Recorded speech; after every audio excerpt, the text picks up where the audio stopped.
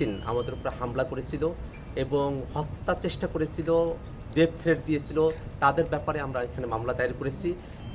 এয়ারপোর্টের হামলার পরে আজ সন্ধ্যাবেলা আওয়ামী সন্ত্রাসীরা আবার আমার হোটেল লবিতে এসেছিল হামলা করার উদ্দেশ্যে এবং সে সময় যুক্তরাষ্ট্রে অবস্থানরত এনসিপির সদস্যরা এবং আমার শুভাকাঙ্ক্ষীরা তারা তাদেরকে প্রতিহত করেন এবং পুলিশের সঙ্গে যোগাযোগ করেন।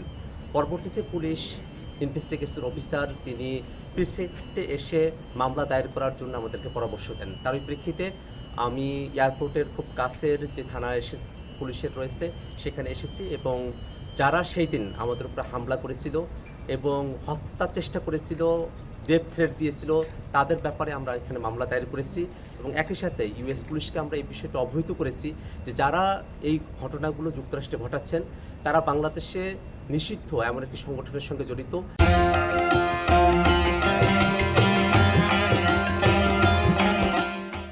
যারা গত বছর বাংলাদেশে গণহত্যা চালিয়েছেন, মানবতাবিরোধী অপরাধ চালিয়েছেন এবং ইউএনের যে রিপোর্ট সে ব্যাপারে আমরা তাদেরকে অবহিত করেছি।